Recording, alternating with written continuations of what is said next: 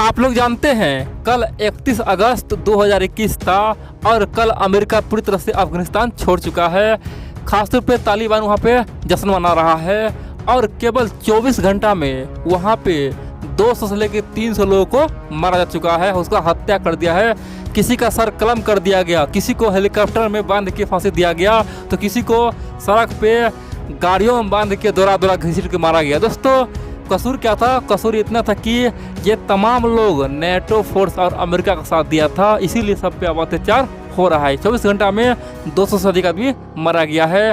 तालिबानी अपना क्रूरता का हद पार कर चुका है। इतना ही नहीं, पंजशीर पे चारों ओर से अब तक का सबसे बड़ा धावा बोल चुका है। इतना ही नहीं, तालिबानियों ने वहाँ पे जो छोटे मोटे खासतौर पे विद्रोही है उसे अब खदेड़ना शुरू कर दिया, मारना शुरू कर दिया है। उसे लगता है कि यही विद्रोही भविष्य में बड़ा बन जाएगा और हमें हटा देगा। दोस्तों तालिबानी आज खून का नदियाँ बहा रहा है। इतना ही नहीं, तालिबान ने अब ओपनली एक बड़ा फैसला लिया है। जिस प्रकार ईरान में आप जानते हैं वहाँ का जो राजनीति स्ट्रक्चर है, दोस्तों आप जानते हैं तालिबानी ऑलरेडी लोकतंत्र को ख़त्म कर चुका है। तो तालिबान चाहता है कि ईरान का मॉडल अपनाए और वहाँ पे एक सुप्रीम लीडर होगा। जिस प्रकार ईरान में होता है सुप्रीम लीडर, उसी प्रकार अब खासतौर पर अफगानिस्तान में होगा और उसके नीचे या तो एक प्रधानमंत्री होगा या फिर एक राष्ट्रपति होगा और कम से कम 40 से 50 मंत्रिमंडल होगा और फिर सरकार चलाया जाएगा। यानी कि तालिबान ने यहाँ तक कह दिया है। अब बड़ी बात तो यह है, तालिबान के तमाम बातों पे भारत अब मोहर मारने वाला है। तालिबान का भारत अब समर्थन करने वाला है, दुनिया को चौंका दिया है। भारत ने अब तक का सबसे बड़ा फैसला लिया है और तालिबानी और झूम उठा है, बोला है कि हमारे लिए चारों ओर से बाहर निकल पड़ा। मैं आपको बताऊंगा आखिरकार भारत ने ऐसा क्यों किया है, तालिबान का साथ क्यों दिया है। मैं आपको एक एक पॉइंट बताऊंगा, लेकिन इन सबसे पहले बोल दूं दोस्तों, डिस्क्रिप्शन में मेरे टेलीग्राम चैनल का लिंक है, आप लोग उस लिंक पे क्लिक कीजिए, चैनल को सब्सक्राइब कीजिए, ज्वाइन कीजिए, अपना प्यार दे और सर्च कीजिए धर्मेंद्र नादान, आराम से चैनल आ जाएगा, उसे सब्सक्राइब करना ना भूले। अब चलिए आखिरकार हुआ क्या है। आप लोग जानते हैं दोस्तों, आज से हजारों साल पहले चाणक्य ने कहा था जियो पॉलिटिक्स और कूटनीति में कोई किसी का परमानेंट दोस्त नहीं होता है और नहीं दुश्मन होता है। अपने अपने स्वार्थ के अनुसार सब बदलता रहता है, इसीलिए टेंशन मत लो। जो आज तुम्हारा मित्र है कल दुश्मन हो सकता है। जैसे आज देखो रसिया को दोस्तों, जो कल तक हमारा मित्र था वो आज हमारे खिलाफ काम कर रहा है। अमेरिका देख लो, जो कल तक हमारे खिलाफ था वो आज हमारे लिए काम कर रहा है। इसीलिए बोला जाता है जो आपके फ़ायदा में है वही कीजिए। और बड़ी बात तो यह है, इसीलिए भारत ने अपना फॉरेन पॉलिसी पूरी तरह से अब तालिबान पे शिफ्ट कर दिया है और तालिबान से बातचीत हुआ है।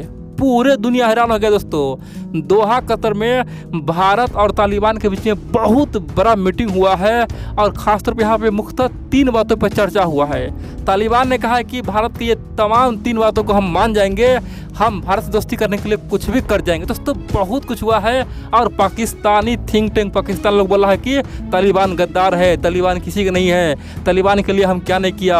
अब वही तालिबान भारत से हाथ मिला रहा है। आखिरकार तालिबान हमें कहीं का नहीं छोड़ा। दोस्तों ये बात Pakistani think tank TV channel में चल रहा है कि हमारे साथ विश्वासघात हुआ है। दोस्तों बड़ी बात तो यह है, भारत का एक ही एक्शन ने चीन पाकिस्तान में हड़कंप मचा दिया है। अब हम जानते हैं आखिरकार भारत ने कौन सा मीटिंग किया है और क्या 3 बड़ी मुद्दा रहा है। सबसे पहले आप लोग ये जान लीजिए, ये जो दोहा कतर में मीटिंग हुआ है भारत और तालिबान के बीच, इस मीटिंग में भारत ना तो तालिबान के सामने झुका है और नहीं उससे मीटिंग करने के लिए कोई उत्सुकता दिखाया है। जबकि तालिबान पिछले कई दिनों से लगातार भारत सामने में हाथ फैला रहा था, बोला था कि कम से कम एक बार मिल लीजिए, कम से कम एक बार मीटिंग कर लीजिए, फिर आप हमें समझ जाइएगा। दोस्तों तालिबान लगातार जोर दे रहा था। आज से 2 दिन पहले भी भारत को खूब प्रेशर दिया कि कम से कम एक बार मिल लीजिए, हमारा तमाम गलती, हमारा जो भी समस्या सुन लीजिए। आखिरकार हमने ऐसा क्यों किया। दोस्तों भारत यहाँ पे ना तो उससे कोई आग्रह किया नहीं कुछ किया, तालिबान के आग्रह पे ये मीटिंग हुआ है। ठीक है, यहाँ पे कई सारे मुल्क बोलेंगे कि नहीं भारत झुक गया, तो ऐसा बिल्कुल नहीं है। ये बात जाके आप लोग जान सकते नहीं। जो देखिए भारत को तालिबान बार बार बोला है तब भारत ने मीटिंग ये किया है। ठीक है, अब जानिए आखिरकार इस मीटिंग में 3 मुख्य बात क्या हुआ।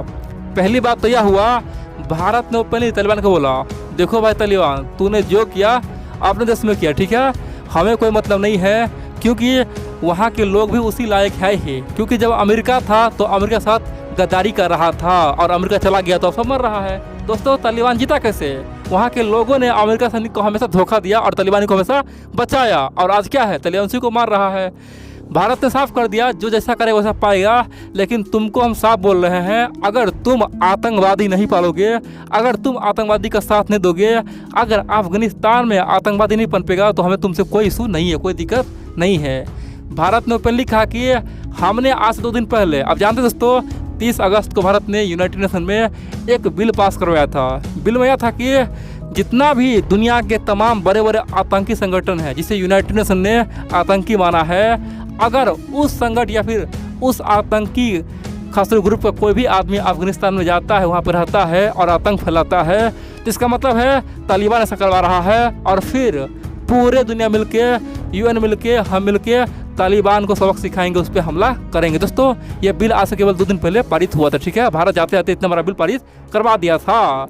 अब बड़ी बात तो यह है, भारत ने यही बात बोला तालिबान को, देखो भाई, अगर तुम आतंकवादी नहीं फैलाओगे तो हमें तुमसे कोई मतलब नहीं, तुमको जो करना करो। और दूसरी बात भारत ने कहा, कान खोल के सुन लो तालिबानियों, तुम्हारे यहाँ हमारा बहुत सारा नागरिक आज ही फंसा हुआ है, बहुत सारे लोग वहाँ पे फंसा हुआ है, तो उसे पूरी तरह से सुरक्षित रखो, और एक एक नागरिक को हम वहाँ से निकालेंगे।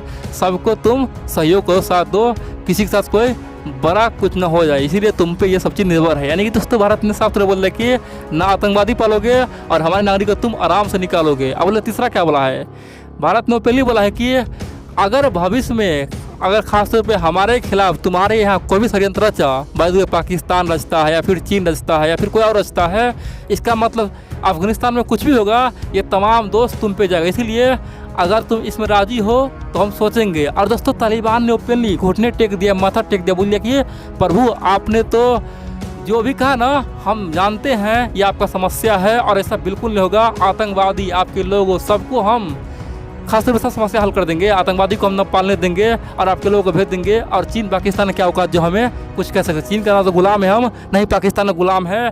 ये जो हमने वहाँ पे बड़ा विद्रोह छेड़ा था वो तो हम लोग अपने दम पे किया ना, इसीलिए आप टेंशन मत लीजिए। दोस्तों तालिबानियों ने ओपनली पाकिस्तान चीन को बोल दिया ये तो कुत्ते का दूध, उसे हम सीधा कर देंगे। और बड़ी बात तो यह है, भारत के एक्शन से तालिबान भी सदमे में है।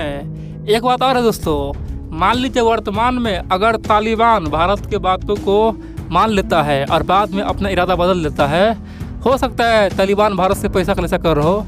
आप लोग जानते हैं दोस्तों, तालिबान को पता है कि भारत का कई सारे प्रोजेक्ट खासतौर पे वहाँ पे चल रहा है अफगानिस्तान में, वो चाहता है कि तमाम प्रोजेक्ट पूरा हो जाए ताकि वहाँ के लोगों को खासतौर पे फ़ायदा मिले। दोस्तों अगर तालिबान हमें धोखा देता है ना, कोई दिक्कत नहीं है। अफगानिस्तान का जो आज 90% जनता है भारत के साथ है, वो जानता है कि भारत हमारे लिए क्या कर दिया। दोस्तों भारत का इमेज बहुत बढ़िया है, और तालिबान अगर हमें धोखा देता है तो वहाँ के जनता ही विद्रोह करेगा, बोले कि भाई ये तालिबान कोई काम का नहीं है, एक अच्छा खासा मित्र को धोखा दे रहा है। इसीलिए टेंशन की बात नहीं है, भविष्य में भी तालिबान कुछ करने से पहले 100 बार सोचेगा, क्योंकि अगर वहाँ पर कुछ करेगा तो वहाँ विद्रोह होगा और तालिबान को उखाड़ फेंका जाएगा।